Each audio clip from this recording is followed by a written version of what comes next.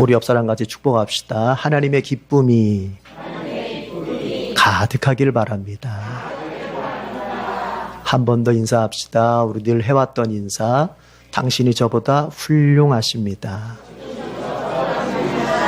한 번 더 합시다. 당신이 저보다 훌륭하십니다.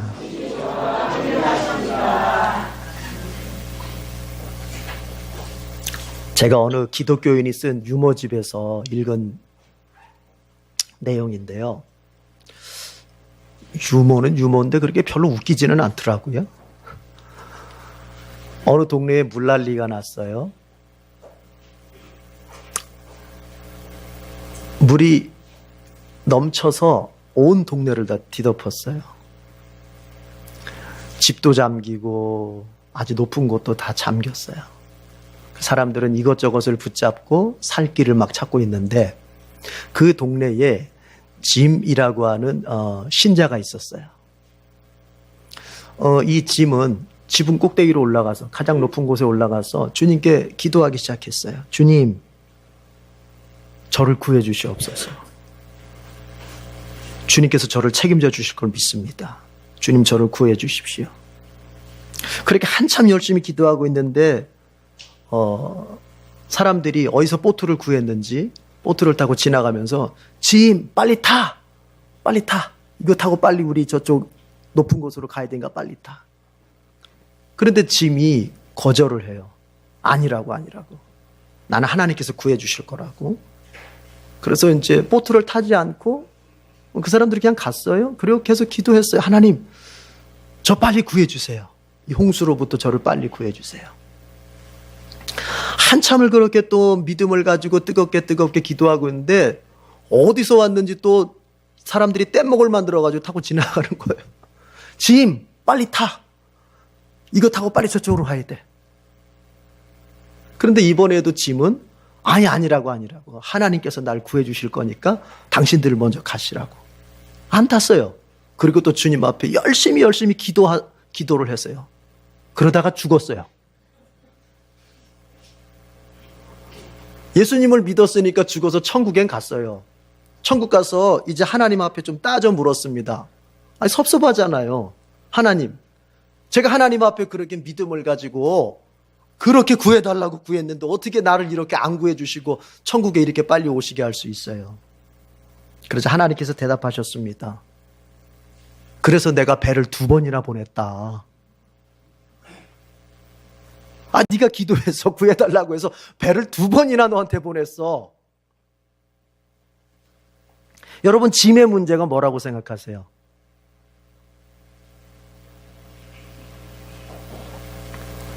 유머집에 있는 유머인데 이게 별로 웃기지는 않고. 그런데 생각해 볼 것이 있어요. 짐의 문제가 뭐예요?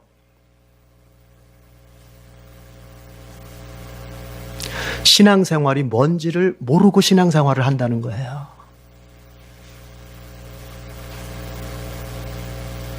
열심히 하는 것 같은데 교회 다니면서 열심히 신앙생활하고 기도하면서 열심히 신앙생활, 기도생활 열심히 하는 것 같은데 신앙생활이 뭔지를 모르고 기도하고 교회 다니고 있다는 거예요.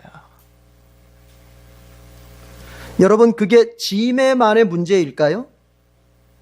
그것은 우리의 문제이기도 합니다. 우리는 신앙생활을 제대로 알고 하고 있는지요? 신앙생활이 무엇인지에 대해서 관심을 기울이고 신앙생활이 정말 무엇인지에 대해서 그걸 알고자 진지하게 관심을 기울이고 파헤치고 그것을 배우고 그러면서 신앙생활을 하고 있는지를 생각해 볼 필요가 있다는 겁니다. 우리는 어쩌면 신앙생활을 건성으로 하고 있으면서 내가 예수 잘 믿는다 라고 착각하고 있는지도 몰라요. 신자인 우리가 신앙생활을 어떤 것으로 이해해야 되느냐? 저는 이것을 3가지의 키워드를 가지고 얘기를 하려고 합니다. 신분, 인격, 실체라고 하는 3개의 단어로 가지고 이걸 좀 우리가 여러분의 그 신앙생활에 대한 그 이해를 돕고자 해요. 먼저 신분이에요. 여러분, 우리는 신분적으로 완전한 구원을 받았습니다. 모자람이 없어요. 하나님은 우리를 하나님의 자녀 삼으심으로 신분적으로는 우리가 모자람이 없는 완벽한 구원을 받았습니다. 믿으십니까? 믿으십니까? 그럼요.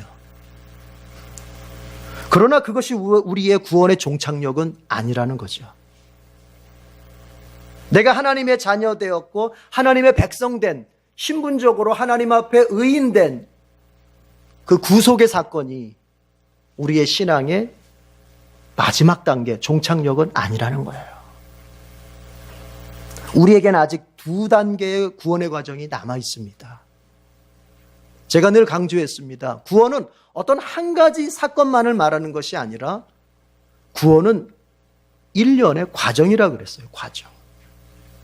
성경을 통해서 하나님께서 우리에게 말씀하시고자 하시는 구원은 죄 용서 받은 구속의 사건 하나만을 말하고자 하는 것이 아니라 그것은 시작해서 진행되고 마지막에는 완성이 되는 하나의 과정이라 그랬어요. 구원을 이렇게 이해를 해야 돼요. 그래서 우리에게는 신분적으로 하나님, 죄를 용서받고 하나님 앞에 하나님의 자녀가 되고 하나님의 백성된 그 완벽한 구속으로 말미암는 구원이 우리에게 이루어졌다 하더라도 우리에게는 아직 두 단계의 과정이 남아있다는 것을 기억해야 돼요. 그 두 단계 중 첫 번째 단계가 뭐냐면 이제 인격입니다. 키워드 인격을 가지고 얘기해요. 인격을 가지고 얘기합니다. 그것을 인격의 구원이에요. 앞에가 신분적 구원, 신분의 구원이라면 두 번째는 인격의 구원이에요. 이걸 다른 말로 말하면은 도덕적 구원이라고 말할 수도 있고 수준의 구원이라고도 말할 수 있어요. 더 쉽게 말하자면은 이것은 우리의 됨됨이에 대한 구원이에요. 나의 됨됨이.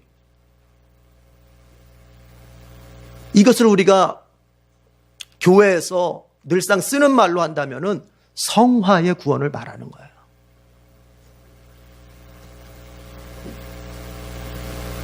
그리고 남은 두 개의 과정 중에 두 번째 구원은 뭐냐면 그것은 실체의 구원이에요. 실체의 구원. 바꿔 말하면 그것은 뭐냐? 나라고 하는 존재가 정말 완벽하게 구원받는 존재의 구원이에요. 여러분, 이것을 구분을 해야 돼요. 구분을. 신분의 구원과 존재의 구원은 달라요. 어떻게 달라요? 내가 주님 앞에서 신분의 구원을 받았다고 해서 내가 지금 댐댐이가 천사가 돼 있지 않아요. 이것은 내 존재는 아직도 죄인된 성품, 죄인된 성질머리를 그대로 가지고 있다는 얘기예요. 이 존재의 구원이 이제 마지막 단계예요. 언제요? 주님께서 재림하셔서 나에게 부활의 신령한 몸을 입혀주실 때 죄로 오염된 내 육신을 벗고 주님이 나에게 입혀주시는 그 신령한 부활의 몸을 입을 때 비로소 나는 죄의 욕망조차도 느끼지 않는 죄 짓고 싶다. 이 욕망조차 느끼지 않는 내 존재의 완전한 구원을 그때 이루게 되는 거예요. 그러니까 우리가 신분의 구원을 받았다고 해서 나머지 두 단계가 있다고 하는 것을 잊지 않는 거, 이거 굉장히 중요한 겁니다. 자, 그렇다면 이렇게 신분과 우리의 인격과 우리의 존재, 구원이 이렇게 흘러가는데, 그럼 우리가 인생을 살고 있는 현재라고 하는 이 시간 속에서 우리는 어느 단계에 있다는 얘기입니까? 그걸 생각해야 돼요. 내가 지금 시간 속에 살면서, 현실을 살면서, 교회 생활을 해가면서 해나가고 있는 나의 이 과정은 지금 그 세 단계 구원 중에서 어디에 있다는 얘기입니까? 바로 두 번째 단계, 성화의 단계, 나의 인격적 구원, 나의 도덕적 구원, 나의 댐댐이의 구원, 바로 여기에 머물러 있는 거예요. 앞에서 얘기했습니다. 여러분, 우리가 하나님의 자녀가 되었습니다. 그래서 신분상으로는 완전합니다. 그러나 우리의 인격은 아직도 얼마나 이기심으로 유치하고 더러운 것을 좋아하며 저급한지 모릅니다. 얼마나 천박한지 모릅니다. 이게 우리 자신의 실제예요. 그런데 우리의 이런 인격이 어디에서 드러납니까? 내가 하나님의 자녀로서 신분적으로는 완벽한 사람인데도 불구하고 나의 실제 됨됨이는 얼마나 저질스럽고 아직도 천박한지 이 됨됨이가 어디서 드러나냔 말이에요? 세 가지 경우에서 드러나요. 사람을 대할 때, 돈을 대할 때, 쾌락을 대할 때 우리의 됨됨이 수준이 어느 정도인지가 드러나는 거예요. 우리가 사람을 대할 때 어떻습니까? 우리는 아직 다른 사람을 대하는 태도에 있어서, 다른 사람을 대하는 방법에 있어서, 그게 가족이 되었던, 가족 밖의 이웃들이 되었던, 교회 안의 식구들이 되었던, 교회 밖의 이웃들이 되었던, 우리는 사람을 대할 때 아직도 하나님의 말씀 성경적이지 못해요. 아주 인간적이에요.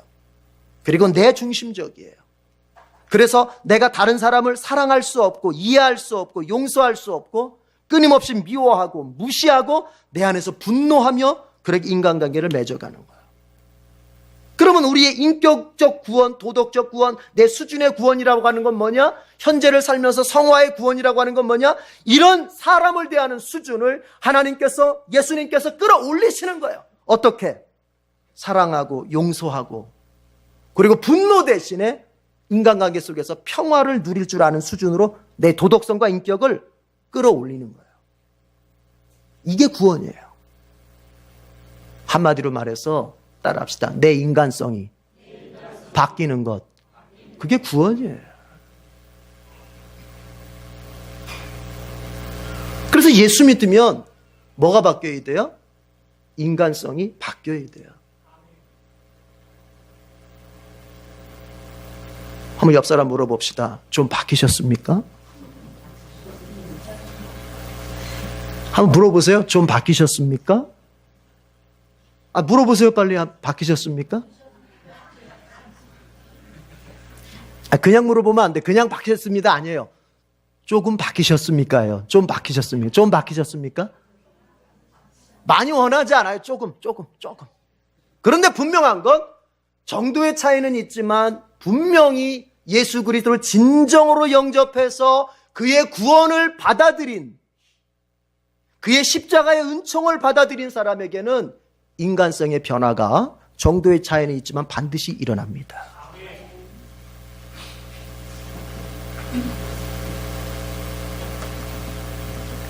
사람을 대할 때 그래요. 돈을 대할 때는 어때요? 여러분, 돈을 대할 때 우리가 신분적으로는 주님의 백성이 되었음에도 불구하고, 주님의 자녀가 되었음에도 불구하고 돈을 사용할 때 얼마나 두려워하고 얼마나 인색한지 모릅니다. 우리는 한 입으로는 하나님을 창조주여 나의 주님이시라고, 나를 책임져 주시는 분이라고 고백하지만 실제에서는 물질을, 돈을 하나님의 자리에 올려놓고 삽니다. 돈을 하나님보다 더 사랑하고 좋아합니다. 돈이 주는 즐거움에서 헤어나오지를 못합니다. 돈을 얻기 위해서라면 하나님을 나중으로 돌려버리고 성경의 가르침도 두 번째로 놓고 신앙 양심도 마비시켜버립니다. 돈이 주는 재미 때문에 가족도 버리고 심지어 돈을 얻는 일이 잘 안 되면 자신의 생명까지 버리려고 듭니다. 신자이면서도. 또한 그 돈이 나를 책임져 준다고 믿습니다.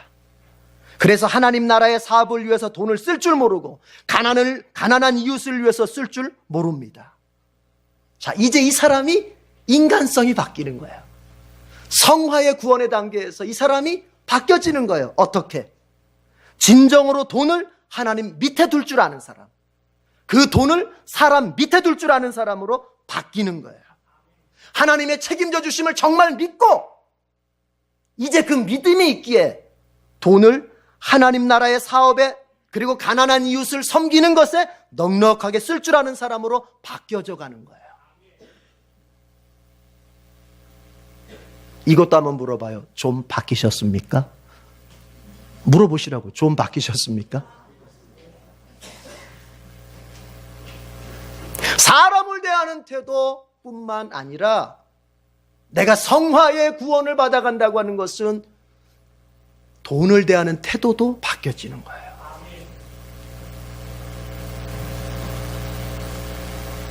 마지막, 쾌락을 대할 때 우리의 수준이 드러나요.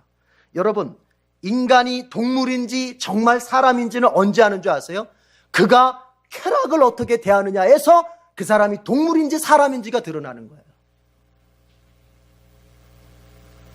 신자는 쾌락을 누리되 먼저 이 쾌락이 순결한 쾌락인지 더러운 쾌락인지를 구별합니다. 이 쾌락이 하나님께 속한 쾌락인지 하나님 밖에 있는 쾌락인지를 구별합니다. 나를 즐겁게 한다고 해서 다가 아니라 하나님까지도 즐거워하실 수 있는 쾌락인지를 생각하게 됩니다. 신경을 씁니다. 또 하나님께서 기뻐하시고 나에게 유익한 쾌락이다 하더라도 그것이 내 자신을 지배하지는 못하게 만듭니다. 늘 이 한계, 내가 하나님 앞에서 믿음으로 잘 살아간다고 하는 이 한계 안에서만 나에게 유익하게 보이는 쾌락도 내가 사용하게 되는 거예요. 뭐 뒤에 얘기하겠지만 본문에서. 자, 그런데 먼저 이 얘기를 먼저 하겠습니다. 지금 여기서 하고자 하는 것은 뭐냐? 우리의 구원이라고 하는 것이 이렇게 신분의 구원을 받았다고 해서 다가 아니라는 것을 먼저 깨닫는 것이 첫 번째 중요한 것입니다. 왜 이걸 제가 얘기합니까 자꾸? 한국교회 안에 만연된 구원론이라고 하는 것은 신문적 구원에서 끝나버렸습니다. 내가 죄사함 받고 하나님 자녀됐다, 그것으로 끝났습니다. 더 이상의 구원의 진전이 없습니다. 더 이상의 구원을 바라보는 것도 없습니다. 바울이 말했던 것처럼 너희는 너희의 구원을 떨림과 두려움으로 이루어가라고 했는데, 그래서 우리는 신분적 구원만 이야기하기 때문에, 은혜로 받은 신분적 구원만 이야기하기 때문에 내 구원을 이루어가야 하는 그 사명을 감당할 생각조차 하지 않습니다. 그래서 자꾸 강조하는 거예요. 신분적 구원이 너무나 중요하고 복된 것인 것은 맞지만 그것이 마지막 단계가 아니라는 것을 자꾸 강조하게 되는 거예요. 우리는 하나 더가 있어요.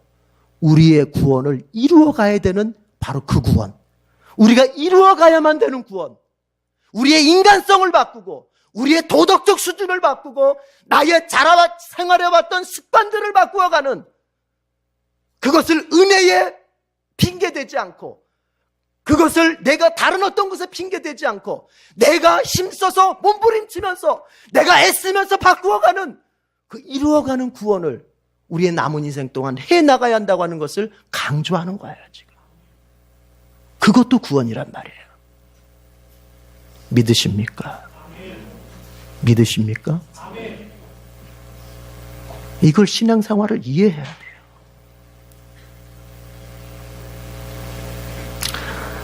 그런데 이것이 맞다면 우리의 인간성을 바꿔가고 우리의 도덕적 수준을 바꿔가고 나의 삶의 습관, 패턴들을 바꿔가는 이것이 우리의 이 세상 속에서 지구상에서의 우리의 신앙생활, 우리의 구원받음이라면 여러분, 이것은 완성된 것이 아니라 완성을 향하여 만들어져 가고 있는 중인 것입니다. 그럼 여기서 중요한 게 있습니다. 중요한 거 두 가지 관점에서 중요한 게 있어요. 여러분이 꼭 잊지 말아야 할 것이 있습니다. 두 가지입니다. 두 가지 관점. 하나는 나 자신에게요, 하나는 다른 사람에게 대해서. 두 가지 관점. 하나는 뭐냐? 나 자신에 대해서. 따라합시다. 절대로 포기하지 말자. 여러분, 절대로 포기하지 말아야 됩니다. 내가 신앙생활 하다가 미끄러질 때가 있습니다. 내가 신앙생활 하다가 넘어질 때가 있습니다. 내가 신앙생활 하다가 실패라고 하는 것을 경험할 때가 있습니다. 왜요? 우리는 완성된 완성품이 아니라 우리는 그 완성을 향하여 만들어져 가고 있는 중이요, 진행하고 있는 중이요, 빚어져 가고 있는 중이기 때문에 우리는 때로 몸부림치다가 연약해서 넘어질 때가 있고, 우리는 신앙생활을 잘 감당해 오다가 어느 순간 시험 들어 내가 실패할 때가 있습니다. 그러나 그때 그 실패 속에서, 그 무너짐 속에서, 넘어짐 속에서, 야, 나는 신자가 아닌가 보다. 내가 어떻게 이 모양 이 꼴이지? 아무리 교회를 이렇게 오래 다녔는데 내가 이 정도밖에 안 되나? 나는 아닌가 보다 하고 신앙생활을 포기하지 말라는 얘기예요. 어떤 경우에서든지 무엇으로 넘어지고 무엇으로 막히고 무엇으로 내 신앙생활이 미끄러졌든지 여러분, 다시 일어나서 갈 것이지 절대로 신앙생활을 포기해서는 안 되는 것입니다. 그것은 겸손이 아닙니다. 그것은 양심적인 것이 아닙니다. 그것은 하나님의 은혜를 내가 짓밟아 버린 것이고, 하나님의 그 바램을, 하나님의 뜻을 다시 일어서서 신앙생활을 열심히 하기를 원하시는 그 하나님의 뜻을 내가 짓밟아 버리는 것입니다. 하나님은 우리가 넘어졌어도 다시 일어나서, 다시 털고 일어나서 다시 그 길을 가기를 바라시는 거예요. 우리 부모들이 그렇지 않습니까? 여러분, 부모가 제일 속상할 때가 언제인 줄 아십니까? 자식이 넘어질 때가 아닙니다. 넘어진 자식이 일어날 생각을 하지 않고 넘어진 자식이 자기 자신을 포기할 때, 그때가 제일 속상한 거예요. 부모는 그런 거예요. 하나님도 마찬가지. 하나님은 우리가 넘어졌다고 해서 우리를 버리시거나 우리가 신앙생활하면서 미끄러졌다고 해서 우리의 손을 놔버리시는 그런 하나님이 아니에요. 오히려 하나님은 더 가까이 오셔서 우리의 손을 붙잡고 이렇게 세워주시는 거예요. 일어나기를 바라시고 계시는 거예요. 그리고 일어날 수 있도록 자꾸 격려하시는 거예요. 그러나 신자가 양심을 핑계로 일어나지 않을 때 하나님은 더 마음이 아픈 거예요. 하나님의 은혜가 생명보다 더 귀하다고 하는 뜻은 내 양심보다도 하나님의 은혜, 나를 일으키시는 하나님의 은혜가 내 양심보다도 더 크다는 얘기예요. 우리는 그래서 일어나는 거예요. 여러분, 절대로 포기하지 마십시오. 이것이 나 자신에 대해서 기억할 것이고 우리가 다른 사람에 대해서 기억할 게 있어요. 여러분, 다른 사람에게 관용하고 다른 사람을 격려해야 됩니다. 우리 눈에 비추어서 누가 잘못했다, 우리 눈에 비추어서 우리 눈에 아우 저 사람 어떻게 신앙생활을 저 모양이야, 어떻게 신앙생활 어디 기도한다는 사람이 저래, 이게 아닙니다. 뭐예요? 그도 넘어질 때가 있어요. 그도 실패할 때가 있을 거예요. 그도 미끄러질 때가 있을 거예요. 누구처럼? 나처럼. 내가 미끄러지고 내가 실패하고 내가 넘어질 수 있는 것처럼 저 사람도 그럴 수 있는 거예요. 그래, 이런 얘기는 안 돼요. 야, 너는 어떻게 기도한다고 하면서 너는 그 정도밖에 안 되냐? 이런 말은 하는 게 아니에요. 기도해도 넘어질 때가 있어요. 어제까지 믿음이 저 용광로처럼 뜨거웠다가도 오늘 그 믿음이 냉랭해질 수 있는 거예요. 그게 우리의 실제, 우리의 성화 중에 있는 현상이에요. 그때 우리는 어떻게 하기 쉽습니까? 손가락질하기 쉽습니다. 더구나 기도 많이 하는 사람일수록 손가락질하기 쉽습니다. 왜냐? 평상시 저 사람이 기도 많이 하는 것 때문에 내가 열등의식을 느꼈는데 그 사람이 기도 많이 하는 사람이 넘어졌어. 그러면 더 속으로 박수를 치면서 그래, 너 기도하면 다냐? 막 비판하고 싶습니다. 네가 평상시 신앙생활 잘하는 것처럼 그렇게 하더니 아이고 그래 넘어진 거 보니까 아이고 너 별거 아니구나, 이렇게 비판하기 쉽습니다. 그러나 예수 믿는 사람이 제일 하지 말아야 할 것이 뭐냐? 다른 사람이 넘어졌을 때 박수치는 거, 다른 사람이 넘어졌을 때 손가락질하는 거예요. 여러분, 에돔이라고 하는 나라가 하나님 앞에서 큰 심판을 받습니다. 야곱의 형제였던 에서, 그 에서의 후손들이 봐도 에돔 민족 아닙니까? 그 에돔이라는 나라가 하나님 앞에 정말 무시무시한 심판을 받고 나라가 결국에는 망하게 되는데, 그 심판받은 이유가 뭔지 아십니까? 그들의 도덕적이고 그들의 어떤 그런 게 아니었어요. 이거였어요. 내 아들 이스라엘이 바벨론에 의해서 멸망할 때 너희들이 박수쳤지. 잘됐다, 잘됐다. 이스라엘이 망했다. 아이고 신앙생활 그걸 그 모양으로 하더니 여호와께서 이스라엘을 망하게 했구나. 박수치고 좋아하기 때문에 하나님께서 내가 너희들을 그보다 더 내가 멸망시키겠다, 이렇게 말씀하시는 거예요. 하나님 싫어하는 게 뭔지 아세요? 남이 넘어질 때, 남이 신앙적으로 넘어질 때 속으로 쾌유를 부르면서 속으로 좋아하면서 박수치면서 그 사람 비난하고 그 사람 비웃고 그 사람 손가락질하는, 하나님 이거 제일 싫어하시는 거예요. 누가 넘어지는 모습을 봤습니까? 누가 실수하는 모습이 여러분 눈에 보였습니까? 여러분, 그러면 떠들 거 없어요. 조용히 가서 기도해주고 조용히 격려해주는 거예요. 이게 성숙한 사람의 모습이에요.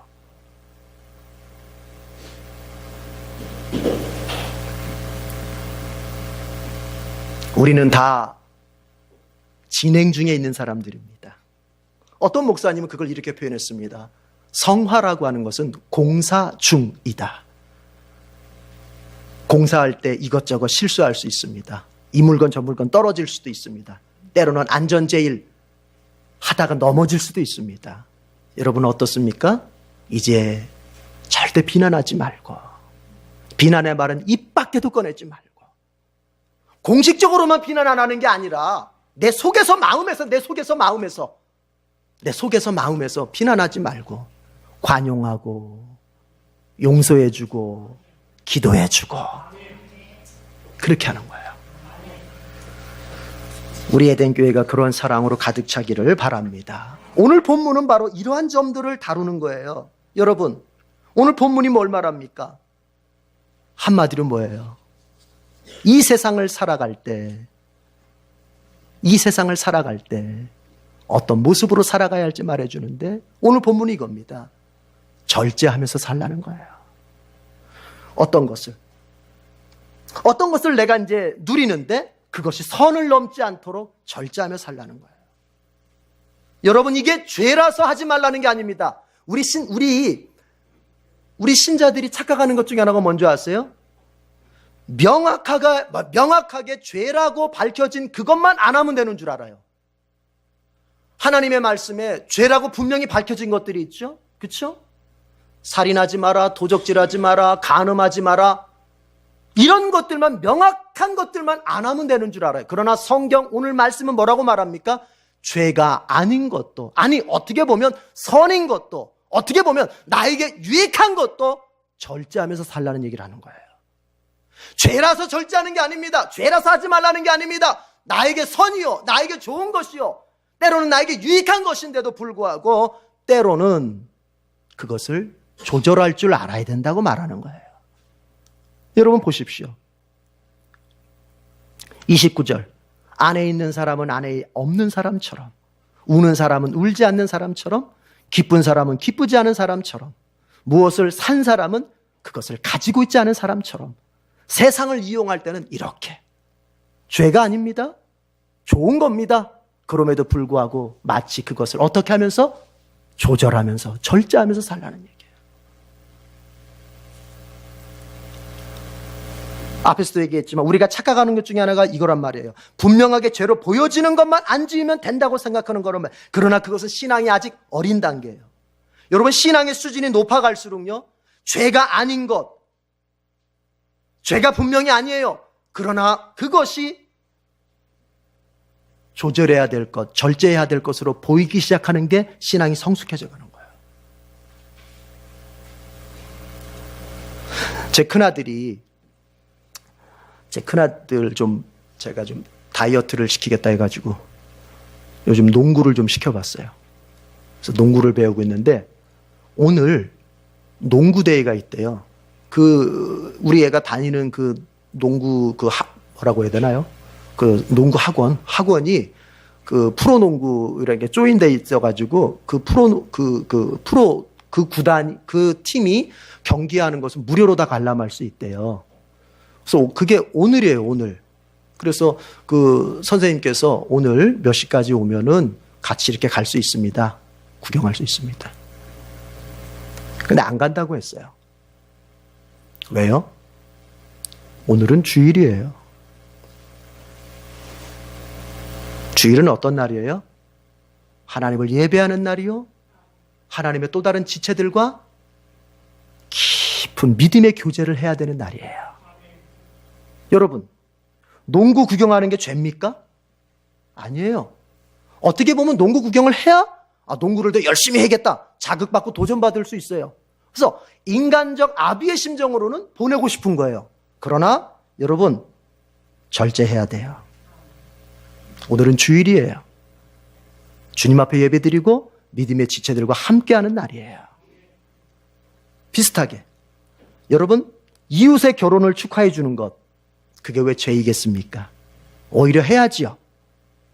다른 사람들의 좋은 일에 내가 축하해 주는 것은 그리스도인으로서 마땅한 것이고 그것은 해야 되는 일입니다. 그러나 이제 생각해 봅시다. 그 결혼식이 예배 시간과 맞물려 있습니다. 여러분, 그때는 절제가 필요한 거예요. 결혼식을 축하해 주는 것이 죄라는 말이 아니에요. 결혼을 축하해 주는 것이 나쁘다는 얘기가 아니에요. 그러나 때로는, 오늘 말씀은 바로 그 뜻이에요. 때로는 그 유익하고 좋은 것이라 할지라도 그것이 나의 신앙생활을 하는 데 있어서, 하나님을 섬기는 신앙생활을 하는 데 있어서 때로는 조절과 절제가 필요하다는 얘기를 지금 하는 거예요. 그래서 우리는 결혼식이 예배 시간과 겹쳐 있을 때 우리는 절제할 필요가 있어요. 왜요? 주일은 하나님께 예배드리고 믿음의 지체들과 함께하는 시간으로 집중될 수 있어야 돼요. 여러분, TV 보는 것, 이게 왜 죄겠습니까? 하나의 문화생활인데. 그러나 TV를 시청하는 그것이 내가 말씀을 읽고 기도하고 전도하고 봉사하는 가운데서 내가 주님과 동행을 잘하고 있구나 라고 하는 그 느낌과 그 확신을 깨뜨릴 정도로 TV를 본다면 그는 절제할 필요가 있는 거예요. 그건 조절을 해야 되는 거예요. 그런 걸 말하는 거예요, 오늘 본문은 지금. 여러분, 검소하게 사는 거, 돈을 알뜰하게 쓰면서 검소하게 사는 거, 그게 왜 죄이겠습니까? 오히려 장려해야 될 일이죠. 그러나 이제 또 생각해 봐요. 그 검소함이 오로지 나밖에 모르는 삶이라면 그것은 신자로서 맞는 삶이 아니에요. 하나님께 드릴 것도 없고 이웃을 위해 쓰는 것도 없이 그저 나 혼자 잘 살기 위해서 알뜰하게 사는 것이라면 그것은 죄라고 말하는 거예요. 그 알뜰함은 잘못된 알뜰함이에요. 우리는 주님께 드릴 것은 주님께 드리고 이웃을 섬기기에 필요한 것은 이웃을 위해 쓸 줄 아는 그 안에서, 그 한계 안에서 알뜰하게 사는 게 성경적이에요. 오늘 그 얘기하는 거예요. 지금 제가 성경의 얘기를 우리의 현실과 적용해서 얘기하는 겁니다.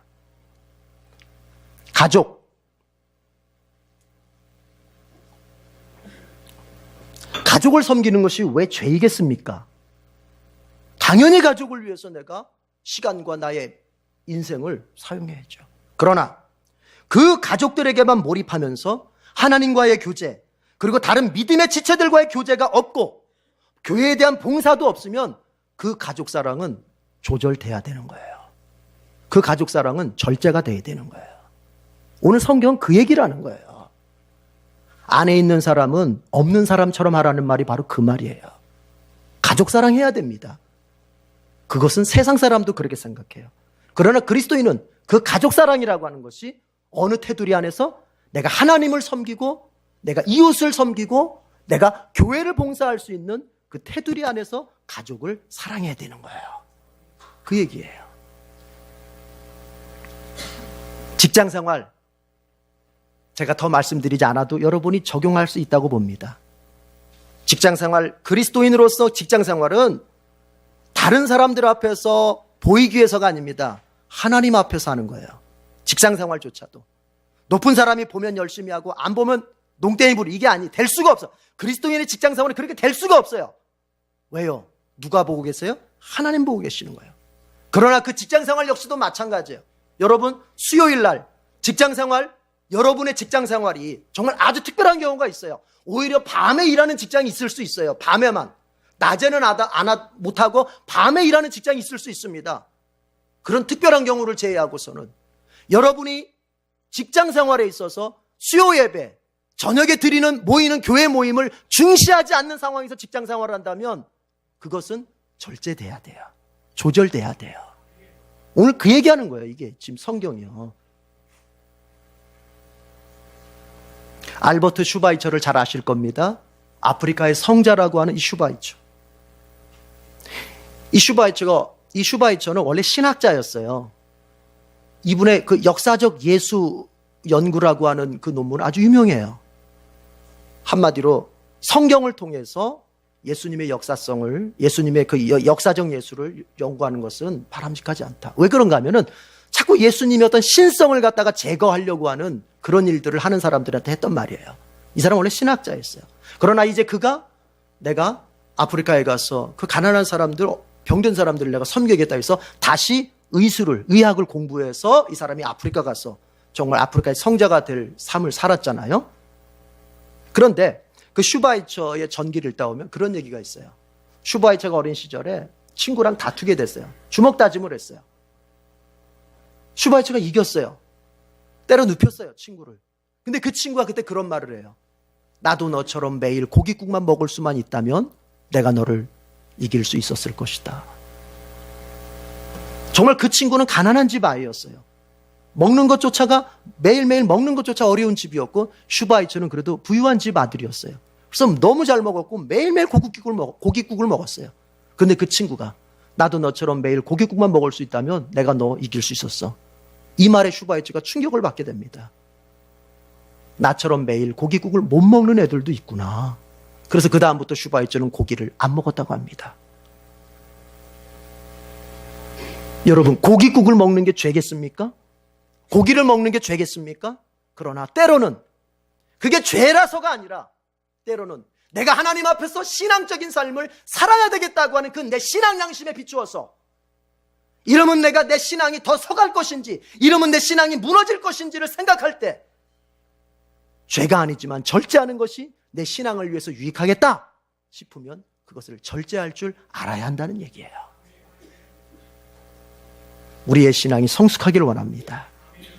그러기 위해서 필요한 것은 꼭 죄가 아니더라도 우리의 삶의 습관 어떤 것은 절제할 필요가 있습니다. 우리는 지금 만들어져 가고 있는 사람들입니다. 신분적 구원을 받은 것으로 만족해하지 말고 우리의 남은 생에 주님께서 우리에게 구원을 이루어가라고 말씀하신 그 구원을 이루어가기 위하여 때로는 죄가 아니더라도 주님을 예배하고 주님을 찾는 것에 방해가 되는 것이라면은 절제할 줄 아는 우리 모두가 되기를 권면합니다. 기도하겠습니다. 하나님 아버지, 하나님의 진노의 대상이며 하나님의 보복의 원수였던 우리를 그리스도 십자가 대속의 은혜로 구해주시고 하나님의 생명과 하나님의 가장 좋은 것들과 하나님의 나라를 선물로 받을 수 있는 의인의 자녀로 불러주신 거 너무나 감사합니다. 그러나 주님, 그것이 이 세상 사는 동안은 구원의 완성이 아니고 이 땅을 살아가는 동안 그 받은 바 신분상의 구원을 바탕으로 해서 이제는 우리가 이 세상에서 노력하는 가운데에서 이루어가야 할 구원이 있음을 알려주셨습니다.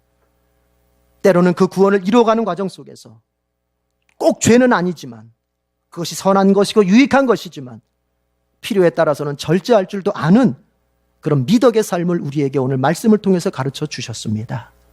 저와 우리 에덴의 공동체에 속한 모든 교우들이 이 말씀을 진지하게 생각하고 진지하게 받아들여 내가 주님 앞에서 더욱 성숙해가는 신앙의 재료들로 사용할 수 있게 해 주시옵소서. 그리고 그 믿음이 성숙해졌을 때에 이제 감당할 수 있을 때에 현실을 감당할 수 있을 때에 주님 저들에게 현실의 복도 넉넉히 부어 주시옵소서. 예수님의 이름으로 기도드립니다. 아멘.